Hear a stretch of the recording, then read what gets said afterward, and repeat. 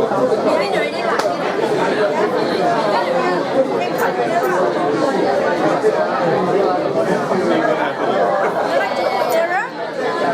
come nearer, guys. Come on. Come nearer.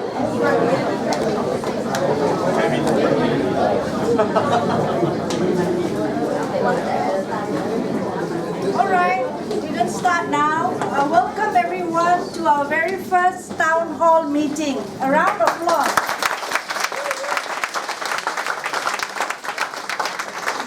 My name is Jindo and I'm responsible for HR and I'll be the host for today's session. The intent of this town hall meeting is to engage all of you in a rousing and very lively dialogue with senior management. Now we will talk about topics as we move along in our quarterly town hall sessions, topics that will energize you and perhaps even give you an insight into the thinking of our leaders. Now, we would like it to be a truly fun and conversational type of session. So please feel free to react, clap, cheer, and ask questions. This forum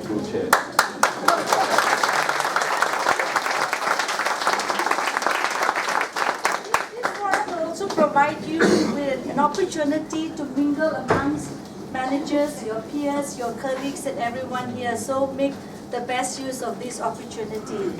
Today I'm pleased to present our guest speaker, Khoo Seng Tiam, who is passionately known as Khoo.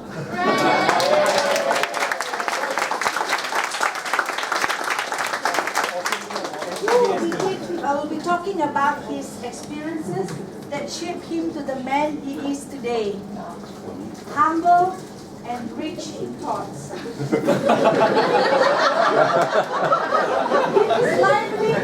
his lively and memorable experiences that he will walk us through, it will show that nothing can stop a man from going forward if he has the determination and perseverance. So you all must be excited already. So over to you, Khoo. Who wrote this script?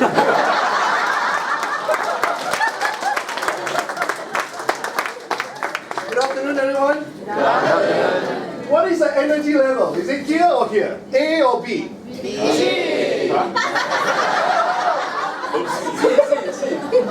Follow instructions. A or B? B. Okay, I've done my job. We're done with the town hall. Now you're making me nervous. That script is really making me feel very vulnerable. And not only that, it's like when they put up a town hall and Jindo came to me to say that, oh, we want you to share some story from inside out. I do not know what that means. I just feel like I'm going to walk out this room after that naked.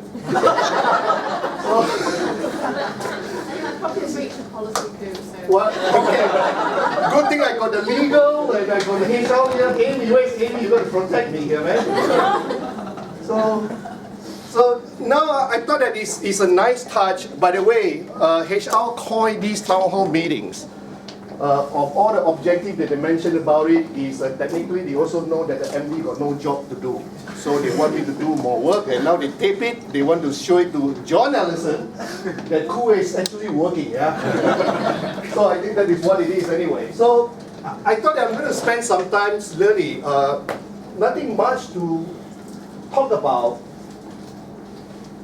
Not sure about my experience or whatnot. I think everybody has their own experience going through your life.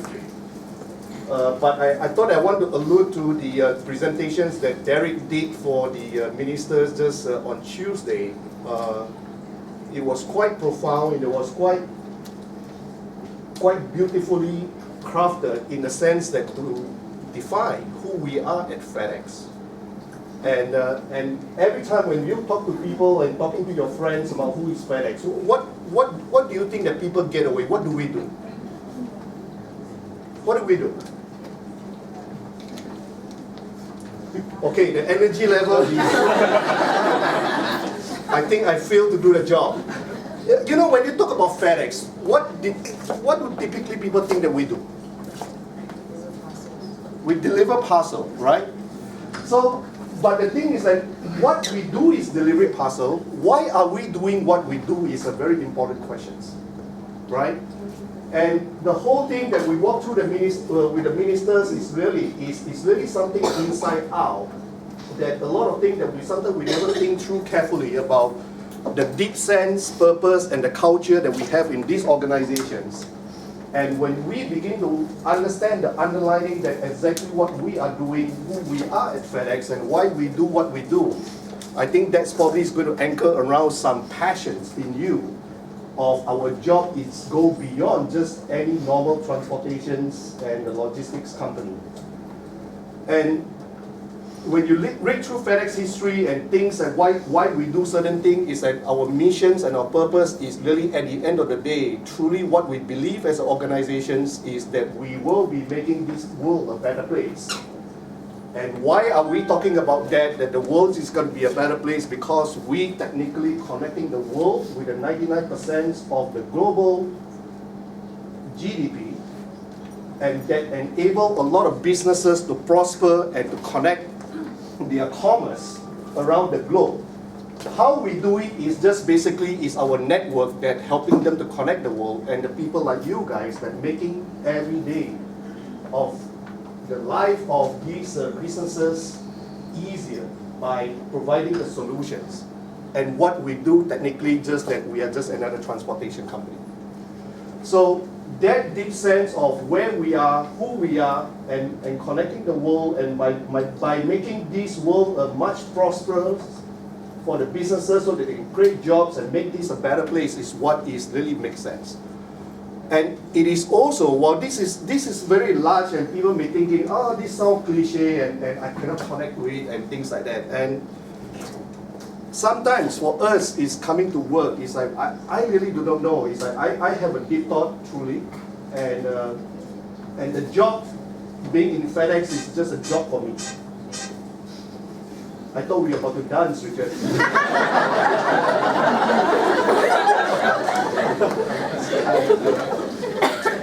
A job at FedEx is really, it's just a job for me.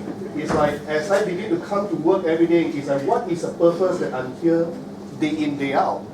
And what would be, at the end of the day, would I define the best day that I've been through, and what I make a difference for everybody else. And many of you guys know that I started with FedEx from the ground.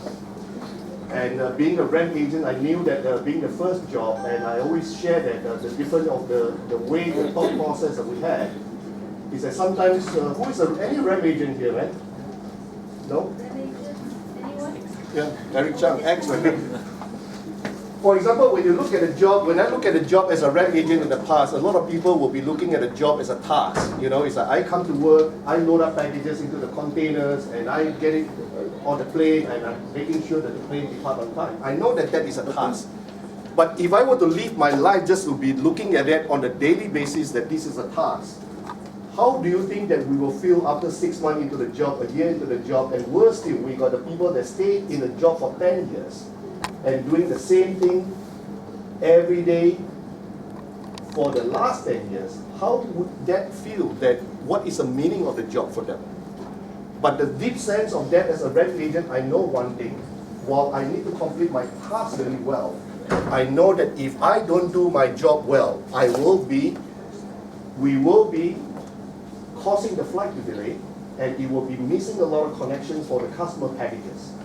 Now, it is not only the customer packages will be hold in somewhere and miss the connections, we're not going to deliver on time and things like that. But think about this. Because of me, how many people that answering the phone calls to arrange for the customer pickups, how many of our couriers out there on the road, regardless rain or shine, and their effort is going to be go completely kaput. It is because of my inability to do the job well. The impact is just not about the customers, but really the impact is all about the team members around. That they spend their sweat and the hard time and out there doing whatever is right for the customer. The sales is getting the business in there. It's really, it doesn't help anybody at all. So because of the deep sense of that, the sense of urgency, the sense of responsibility is really come out if you understand the purpose of your job, the purpose of you coming to work every day, and that is what makes a difference. As you know, our company is really founded by a very profound PSP philosophy. We always talk about PSP, treating people right and all these things. However, over the time, I think it's kind of a lot of a misconstrued that going on, that people think that People First Company is what are entitled. Is hell no, it's really not what we entitled. It's like what we're going to do to make a difference for them. The whole crux of the issue over here is how have you been treated fairly in the organization, in the course of your duty as you go. It's not that what we entitled. Because of that, we invest a lot of time in people to get you to understand the meaning and working with FedEx. And this is why we coined the phrase that Purple Promise. What is Purple Promise? What is Purple Promise? HR, you guys are not doing a great job. What is Purple Promise mean? Make every FedEx experience outstanding. Making every FedEx experience outstanding, right? Simple enough? Is it simple enough? Yes? Yes. Show some hand, man. Give some hand, man. It is very simple enough, right? Everybody knows it. I want to coin something for you guys. How many of you truly believe exercising is good for your health? Show me your hand. How many? Show me. Wow. Okay, excellent. How many of you really exercise due diligently? Yes. Okay. Now you can see the difference, right? Everybody knows something. Everybody knows that exercising is great. But why is not everybody doing that? I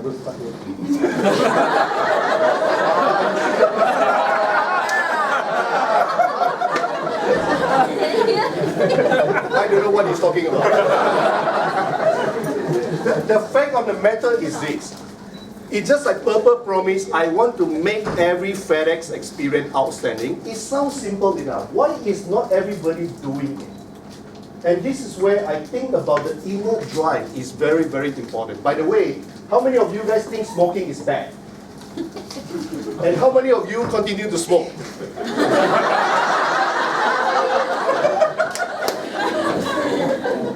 Right? It was so funny. I want to talk to you about this exercise thing a little bit, digress a little bit here. And just about 2 years or 2.5 years ago, I began to get into a regime and try to keep myself fit and things like that. And don't I look great?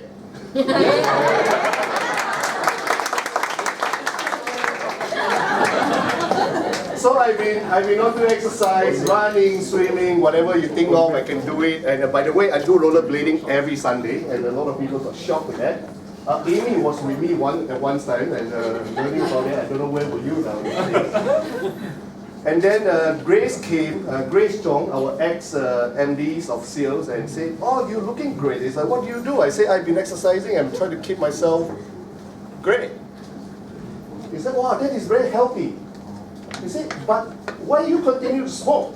It's a bit contradicting. I said, no, my objective is very clear. I go to gym, I exercise is for external. Internal, nobody see, don't bother.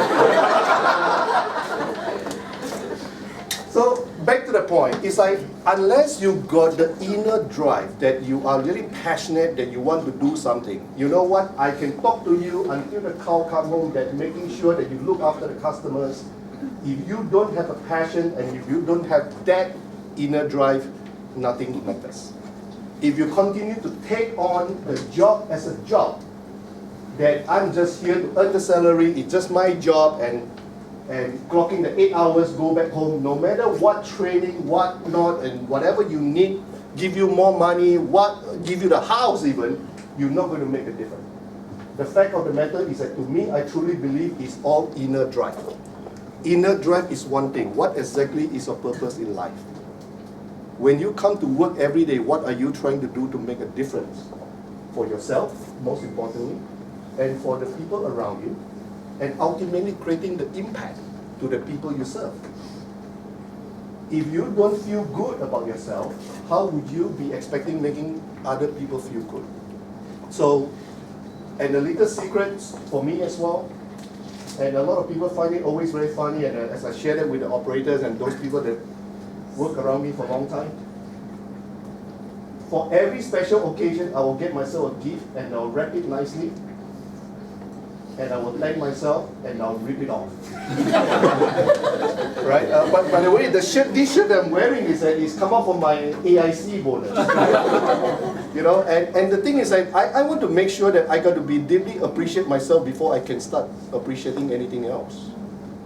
So the fact of the matter is that for whatever you guys do, we can have a lot of policy, a lot of guidance, a lot of great staff. The tuition assistant is like, it's just like that. How many of you guys utilizing tuition assistants?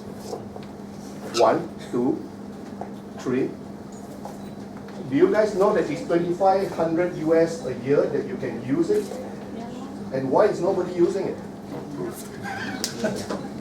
Right? And because that you don't have the drive in terms of what exactly you want. And we do have a lot of communication with many of the employees that I'm just happy on where I am. And I don't need to upgrade, I don't need to do anything else different. And as a matter of fact, yesterday we just had a big discussion about employees development and some potential, job redesign and things are coming up, and we have a conversation with employees, and some of the employees think that, no boss, I'm happy with where I am, I'm good in what I'm doing, why you want me to change? But that is a very scary thought, because that you assume that that particular job, that particular task will be last forever of your lifetime. And now you got to start thinking that with the world changing so fast, will your job and whatever we do will last for the lifetime? And this is why there's a lot of internal processing, I call it the internalizations, that each of us got to go back and start thinking about that, and the company can only do as much as we could to really support you to grow and provide you the opportunity, the equal opportunities through every program, every policies, the GFT, the JCA, the tuition assistance, and you name it, whatnot, and whatever the company doing is exactly what Singapore government is trying to do right now with the future skill credit and things like that for every Singaporean. So that is what it is, that we are helping people to the life learning through the process, so that you can be a better individual and can be prepared for the bigger opportunity to come. And the fact is that many of us truly don't have the inner drive, and therefore we are sticking to it and say we are happy as where we are. And I tell you, we all got to go back and reflect that if you think that the world is not changing, it's constant, I think that is perfectly fine. But the world today is constantly changed, and is even changing in a faster pace. With many things that are coming along on the technology advancement and things like that, is going to be potentially affect your life in a big way, and this is the reality of it. So how are we going to embrace our life in the future and with the purpose that we have? So I think I better stop here, because otherwise we're going to be here until 9 p.m. I don't think the food is going to last for us at 9 p.m. This is all you guys got for the food? And I'm surprised you attract the big crowd with these drinks. I thought there'll be some whiskey and things going on. Is it legal? Not legal, huh? Alright, so I just want to leave it with you. Inner drive, your sense of purpose, who you are, what you want to become, what you want to do on a daily basis. What on a daily basis really make you happy and make you fulfilled? I think it's important. Or are you going back at the end of the day, oh, I feel so tired for another day? So I think that is what it is, and I thought that probably we get down. That is my perspective in life, and I do not know this is what you guys want to hear, and I try to be reserved, not to be naked going out. Right? Oops. What do we do? Any questions from any of you?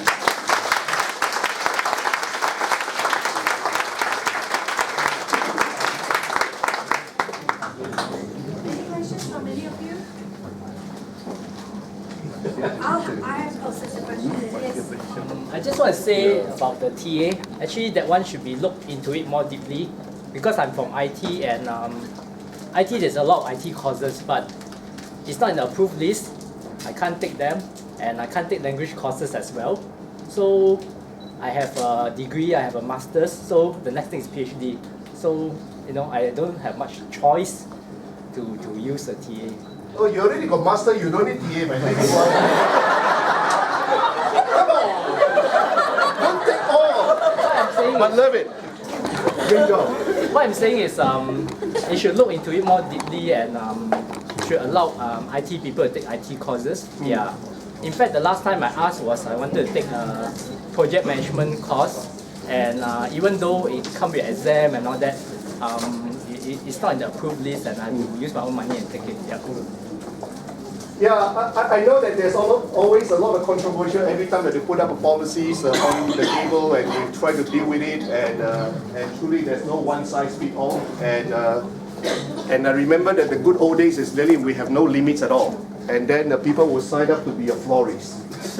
People will sign up to be something else. It's like, how does that make a difference for your life? That is what it is. And at the end of the day, we can't as an organization, as we grow bigger, become out of control. This is where we kind of scale down to say that something that will be more meaningful with the exam base, and this is where we approve that. I think is technically that is only right thing to do.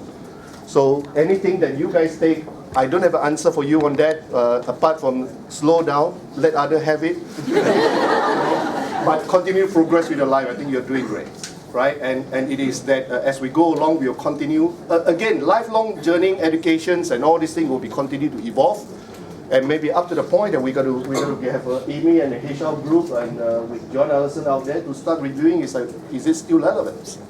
So, but as far as we know today, I think that is continue to make a lot of impact for people that who want to progress through their education journey. And I, for one, can make use of it in a big way. So I will encourage everybody to start thinking about that. Any questions? I have a question for you. Oh. You shared with us on your, the journey, and you talk about the inside out. May I ask, when was it at the point of your life where you started thinking that in the self-realization of yourself before you reach out to others? When I know you. No, you know what, I really don't know when really have that. And up to the point is that sometimes when you start doing something day in, day out, up to the point, don't you feel jaded? How many of you guys feel that your job is very monotonous right now?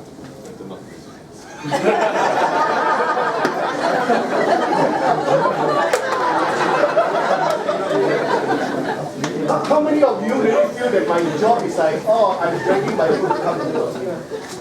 Right? If you already got that kind of feeling, is something, okay, this is another perspective for you. I've been in an organization for about 22 years right now, and I've been through 15 different jobs, meeting with thousands of people that come in contact with me in all different countries. Something funny about human behavior is this: anytime that things go wrong, the first thing that we do is like, oh, it's not my problem, it's everybody else's problem. When my job starts getting monotonous, I start getting very jaded about things that are going on, and we got too much of free time, we start bitching about things. Oh, my job is boring, oh, this fellow is terrible, oh, that fellow is not good, and oh, the company is not doing enough for me. The fact of the matter is that I think we're going to be lucky to have a company that continues to employ us. To me, at the end of the day, it's not what the company can do for you, it's what can you do for yourself. Be real about it. There's no free lunches in this world. Be real to yourself. It's like, what exactly can you do for yourself to change it? If you find your job is monotonous, it's like, how can you find more meaning into your job to make it more fulfilled? Because every job is important, otherwise we don't need them. If we think that your job is not important, we don't need that job. Now, if you think that you're not important, it's like, it's a very jaded, it's a very monotonous job, can somebody come and tell me, I think we can take the job away? Oops, fish out. It's like we create the job with every intent and purpose that we needed the job with a certain task and to create value to everybody around us. This is why we have a job. This is why we have a various job title. If we don't need a job, we won't have that in the first place exist. So I think we got to understand that in the deeper meaning is like that job is with a purpose. So you ask me the questions, really, at some point I'm like you, I'm not going to lie. My life has been go up and down, and at some stage I think that I got to do something for myself, otherwise I'll continue to do it. Especially in the rent agents, one of the things that start getting me thinking about it is that, I start thinking that, as a rent, our work schedule depends on the flights, right? Arrival and the departure, and in our trade, it's always early in the morning or late at night.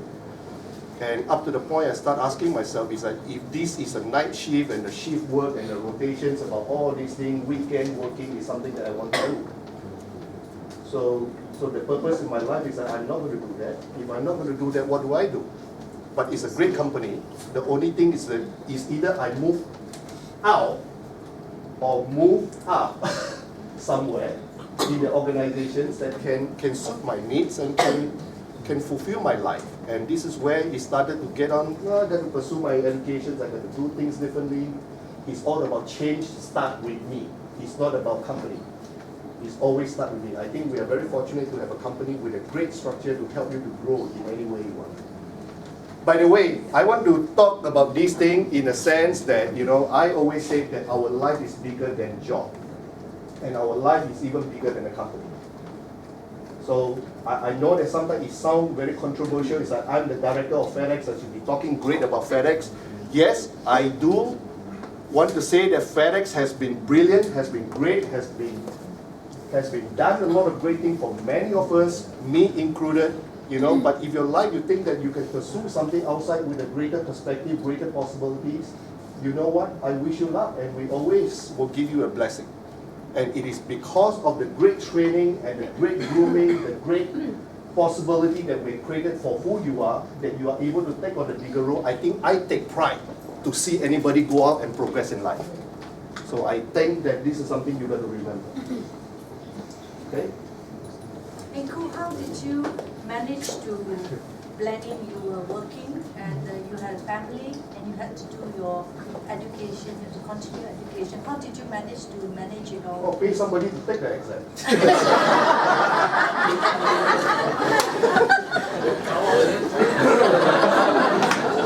See, I'm from Malaysia, right? We can do a lot of donation actually. There are many Malaysians here, I know. Now, as I said, if you've got an inner drive, your inner desire, everything is possible. What is not possible? That's all I say. It's what you want. It's not what other people want. It's not about the external environment that's forcing you into something. I tell you, our life will be very miserable if we start letting the external environment forcing into what we do not want to do. Isn't it? Yes or no? It's rather that we take a step out, start with me, do something. It's like we always say, one of the QDM, I'm not sure how many of you guys take the QDM course. By the way, everybody got to take that, otherwise you've got no MBO, you've got nothing. So one of the QDM thing is like, when you see a problem, fix it. Sometimes people see the problem, they don't fix it. The point is that, why are you behaving the way you are? Because there's no inner drive. It's like, oh, there's nothing to do with me, and therefore I move on. So that is what it means inside out. Thank you. How do you maintain your work-life balance?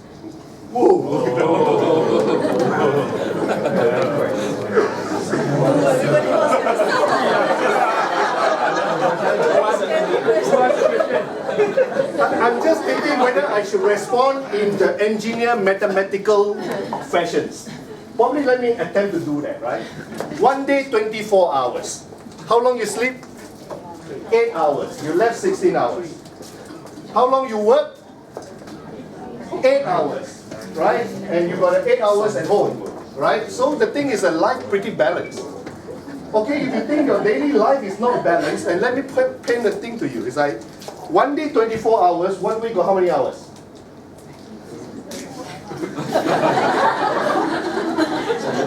All few minutes. 1 week got how many hours? 168. 168. 168 hours, right? 168 hours. Under your employment, you work how many hours? 44 hours. That is even less than half. What work-life balance are we talking about? Right? We have pretty much very balanced in a sense. So, in the true sense, let me tell you this. A lot of people are start talking to me about work-life balance and things like that, and they start, oh, you know, it's this and that. You know what? Sometimes you think about it. When people start talking about work-life balance, it's not because of we don't have a work-life balance. It's because we feel that we come to work without the sense of purpose is very dreadful. We feel stress. We feel things doesn't go right, and therefore it's kind of like bothering you, and your state of mind is unhappy. You don't feel fulfilled. When you head home, what do? You shut off. You cut everything out. You just want to be yourself, and then this is where everybody start coming and you know, families start coming to you saying you're not around and things like that. And this is where you start feeling that you don't have a work-life balance. It's a perspective. I do have a time when really is when I was in New Zealand, just got up there, and it was in a terrible state, right? And when they got me to New Zealand, is that we are almost in a crisis situations.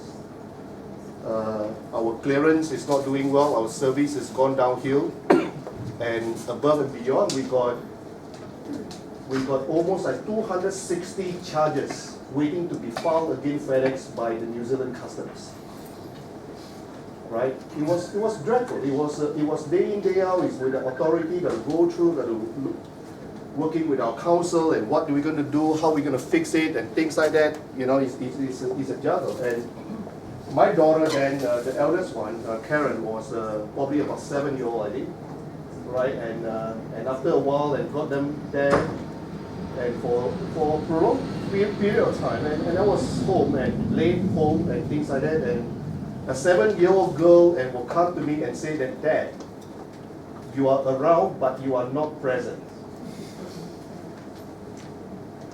You know, that caught me. In fact, that didn't caught me. I wasn't thinking that what the hell are you talking about, 7-year-old girl?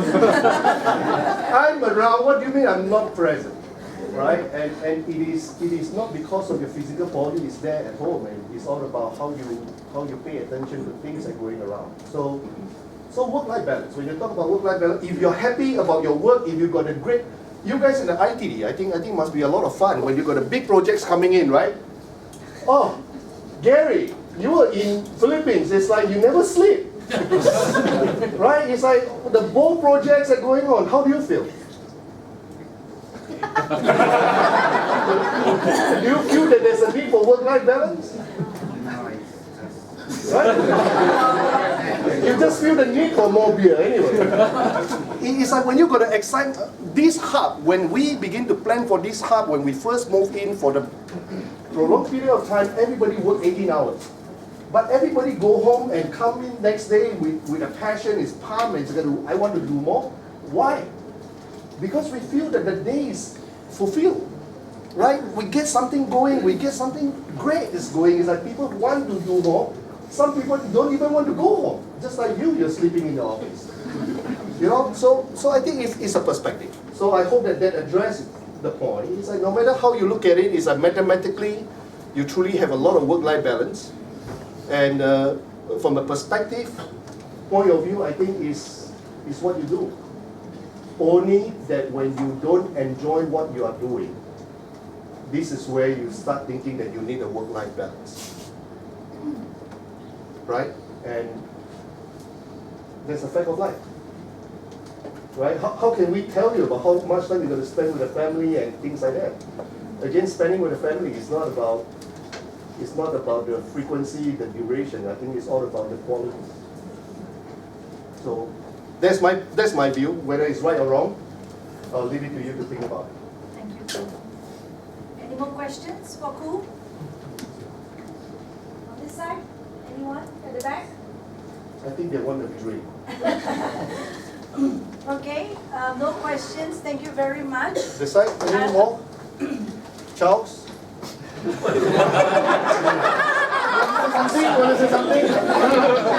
thought it's it's timely since at the start of the conversation you start to. Why do you need me to call you? Okay, let's address that point. We can take that separately. Well, but I guess it would be good to share with everyone what do you see the way we operate in the coming 1 year. I think there's a lot of changes that everybody is aware. Yeah, perhaps it's timely to share. Well, Tough question. yeah, I'm just thinking that how to put in the perspective because again, you know, Charles, I'm not sure whether you guys hear the question is that what do I see that in a year's time and what changes is going to come along for us and how are we going to operate and things like that. You know what? First of all, I wish I got a crystal ball can tell you exactly what change is going to come. But if I got a crystal ball, I won't be sitting here. I'll be in the United Nations solving the world problem. You know, I don't. But the only thing that I do know, and deep in me, I truly believe is that change is inevitable and it remains very constant, not only for any of the organizations, but for all of us, for every one of us. Earlier I talked about, you know, if you have an assumption thinking that you have this job, you have the same task that they're doing is going to be last for your lifetime, I think you probably got to think twice, right? Just a simple fact. How many of you guys got the smartphone these days? Show me your hand, man. How many of you don't have? Right? Come see me, I'll give you one.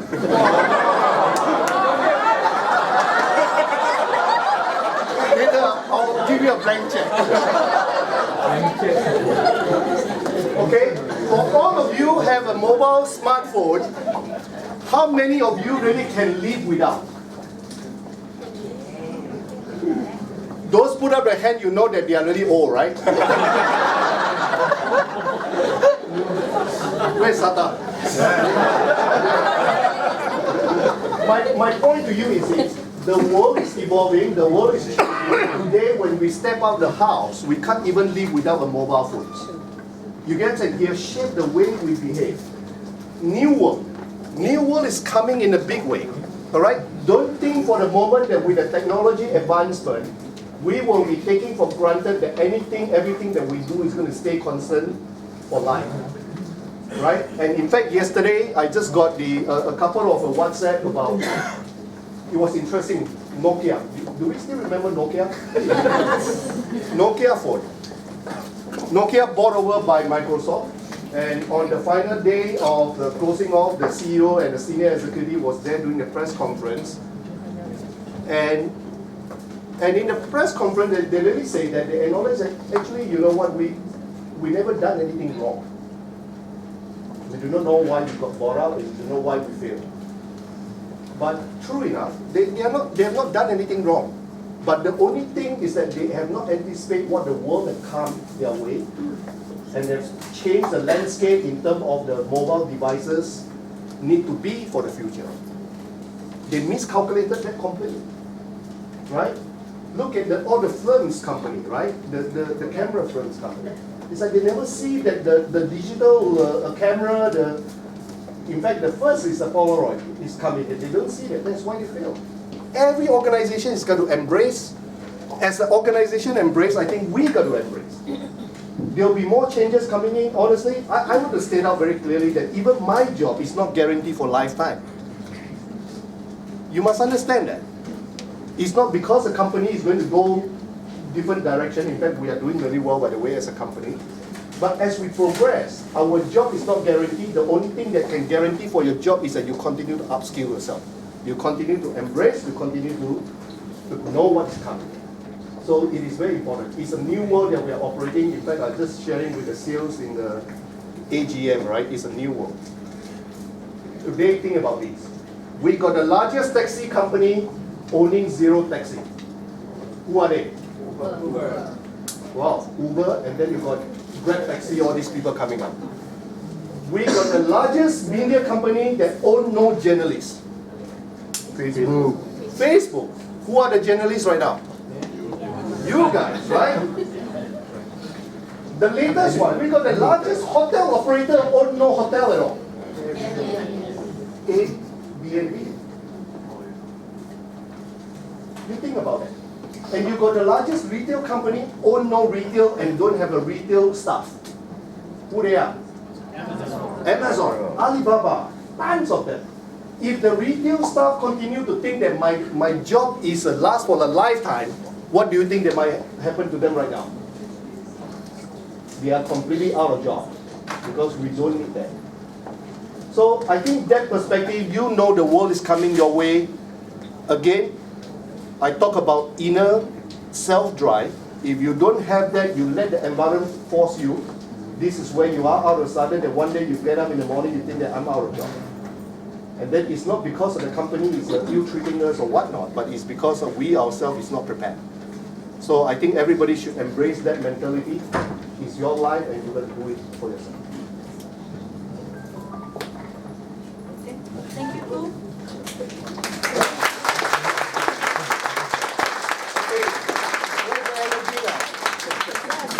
One more time, a big round of applause for Pooh.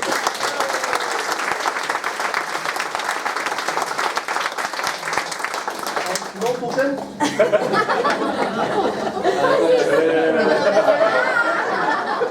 Okay, this continue please to mingle around. We have our managing directors here as well. Beside Pooh, we have Emma, who is seated over there.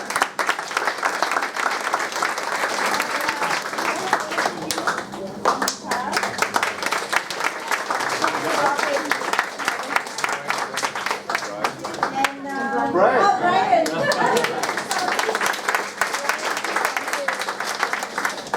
Please mingle, have your refreshments, and keep the session going among yourselves. Thank you very much for Thank your you. participation.